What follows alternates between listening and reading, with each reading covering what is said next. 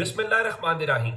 लाखों करोड़ों दुरूदो सलाम मोहम्मद मुस्तफ़ा सल्लल्लाहु अलैहि वसल्लम और आले मोहम्मद पर। मैं हूं उमर दराज गोंदल। इस जंग के नतायज क्या निकलेंगे? आज अमेरिका के सदर जो मौजूदा हैं, इनकी पिछली टर्म के अंदर इनके जो कौमी सलामती के साबिक मुशीर थे जॉन बोल्टन, उन्होंने आज बता दिया। उनका देखिए, इफ थिंग्स गो साउथ, ये एक मुहावरा है जिसका मतलब ये होता है कि अगर चीजें खराब होंगी तो फिर ये होगा कि सदर ट्रंप इसका जिम्मेदार इसराइल को और नेतन्याहू को करार देंगे। क्यों? उनके मुताबिक जो सदर ट्रंप की दुनिया है उसमें जो विनर हैं वो हमेशा सदर ट्रंप होते हैं, जबकि कोई अगर खराबी हो जाए या कोई गड़बड़ हो, कोई शिकस्त हो, तो उसका जिम्मेदार कोई और होगा। और चूंकि अब ये जंग खराबी की तरफ जा रही है तो इसलिए अब उसका गालिब इम्कान ये है कि जो नेतन्याहू हैं वो इसके जिम्मेदार करार पाएंगे। और उसमें आज अब्बास अराक्ची साहब ने रात को जो इंटरव्यू दिया तो उनका अमेरिका का ख्याल ये था कि वो 2 या 3 दिन के अंदर रिजीम चेंज कर लेंगे, और ये उनका प्लान ए था। और उनका प्लान ए नाकाम हो गया, और उनका उसके बाद के भी अगर सारे मंसूबे नाकाम हो चुके हैं और इनके पास कोई बेसिकली गोल था ही नहीं, और इन्होंने अंधाधुंध हमले शुरू कर दिए और इनके पास कोई एंड गेम नहीं है। और एज ऑफ दिस मोमेंट भी अगर देखा जाए तो ग्राउंड पे यही सूरत हाल है कि आपने करना क्या है। अब मैं आपको जरा कुछ हमलों के हवाले से, शिद्दत के हवाले से बताना चाह रहा हूं। इन्होंने चूंकि क्या किया, इन्होंने ईरान के अंदर उनके जो ऑयल डिपोज हैं उनको टारगेट किया, और उसके बाद तेहरान के अंदर कल से हमने ये देखा कि वहां पर एक आलूदगी का मंजर था और लोगों की ज़ाहिर है कि उससे खराबी वाला चीज देखने को मिली।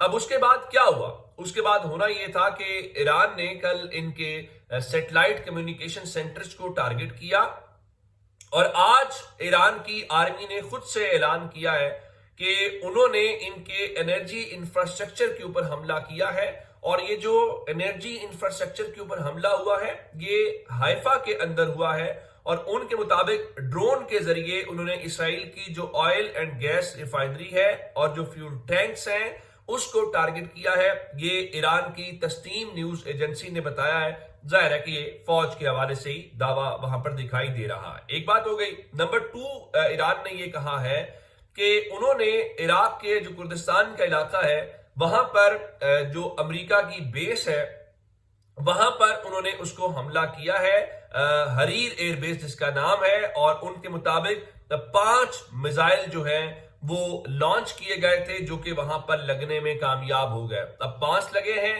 या कितने लगे हैं, लेकिन ये वो जरूर कह रहे हैं कि जनाब देखिए वो अब इस हवाले से पहुंचने में वहां पर जरूर कामयाब हुए। और फिर ये सिर्फ यहां तक नहीं कि सिर्फ यही उनके ऊपर अटैक कर रहे हैं, क्योंकि आप जानते हैं कि हिजबुल्ला भी लड़ाई लड़ रहा है, और हिजबुल्ला की वजह से इनके बहुत सारे जो फौजी हैं मारे जाने के हवाले से ये वो भी इत्तला देते हुए दिखाई दे रहे हैं। अच्छा, इसमें 2 चीज और हुई। हिजबुल्ला ने भी तल अबीब के अंदर जो साउथ ईस्ट के अंदर इनका एक फौज का कमांड हेडक्वार्टर है, उनके मुताबिक उन्होंने वहां पर 2 ड्रोन्स के जरिए उसके ऊपर हमला किया है। तो ये सिनेरियो है कि जंग के अंदर कोई कमी नहीं आई या हमलों के अंदर कोई कमी नहीं आई। यही बात अब्बास अराक्ची कह रहे थे कि बहुत कुछ अभी हमारे पास सरप्राइज मौजूद हैं।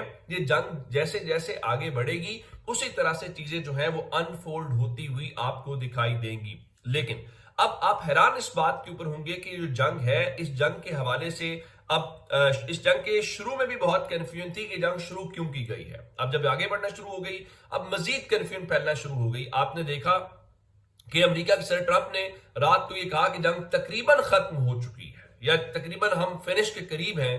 तो उसके बाद रात को आलमी मंडी में तेल की कीमतें गिरी। आज पाकिस्तान समेत एशिया में जो स्टॉक मार्केट्स हैं उनमें एक सर्ज देखने को मिला, क्योंकि लोग ये समझ रहे हैं कि जान छूटेगी, कारोबार होगा। अब हुआ क्या है? हुआ ये है कि खुद मीडिया लिख रहा है, जिस तरह अल जज़ीरा ने लिखा है कि भाई इसराइल और अमेरिका के दरमियान इख्तलाफात जंग को लेकर नुमाया हो रहे हैं। एक इख्तलाफ तो शुरू से था कि दोनों मुल्कों का गोल क्या था।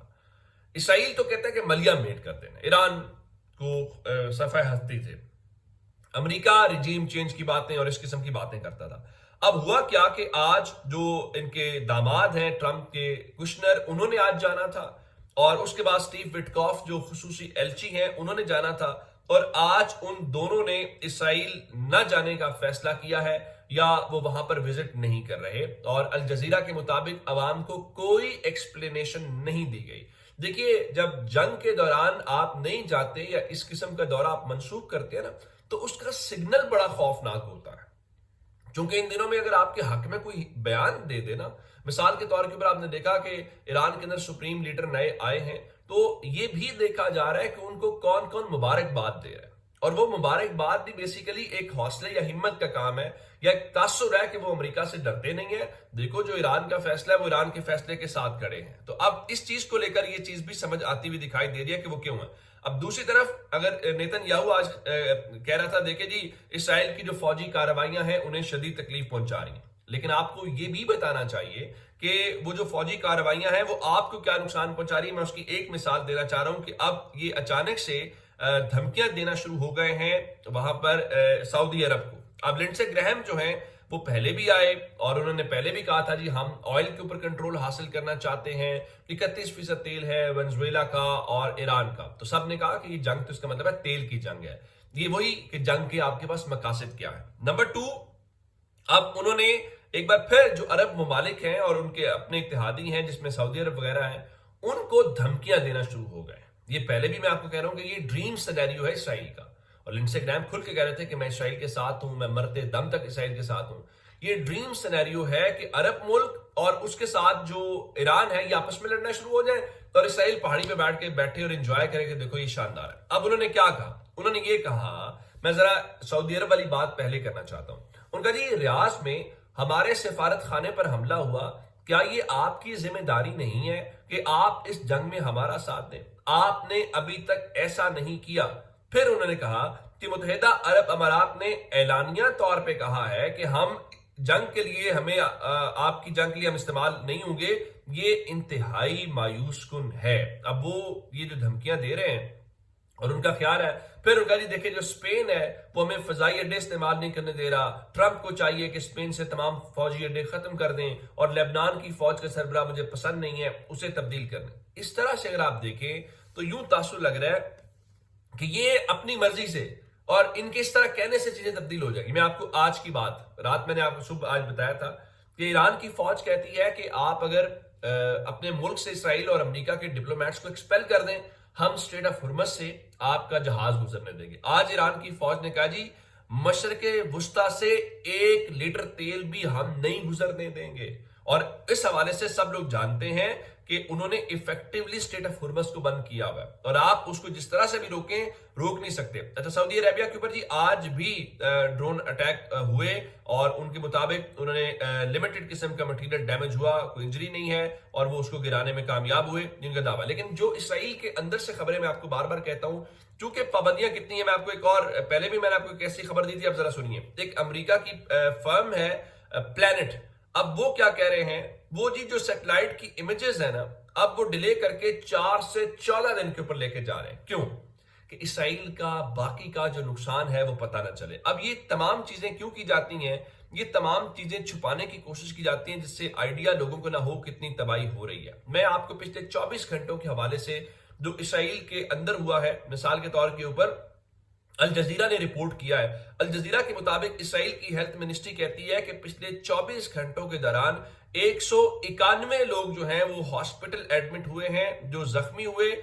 Those hospitalized included soldiers and civilians, the ministry said. اب وہ کہہ رہے ہیں کہ ہمارے فوجی اور سیویلینز جو زخمیوں کے اندر پہنچے ہیں، لیکن آپ جب یہ جا کے ان کا سنتے ہیں، پوچھتے ہیں، تو وہ کہتے ہیں جناب دیکھیں کوئی گراؤنڈ کے امپیکٹ ہی نہیں ہوا، نو انجریز رپورٹڈ۔ لیکن جب ہاسپٹل کا ڈیٹا میں آتا ہے اگلے 24 گھنٹوں کا، تو یہ بھائی کہاں لوگ زخمی ہوئے ہیں، اس کا مطلب ہے کسی امپیکٹ سے زخمی ہوئے ہیں، کسی ڈرون، کسی میزائل کے اندر، لیکن وہ مانیں گے نہیں چونکہ ان کا انفارمیشن کے اوپر کنٹرول ہے۔ یہ اب تک کی اپڈیٹس ہیں، اگر آپ نے ابھی تک چینل سبسکرائب نہیں کیا کر دیجئے۔ اپنا بہت سارا خیال رکھیے گا، خدا حافظ۔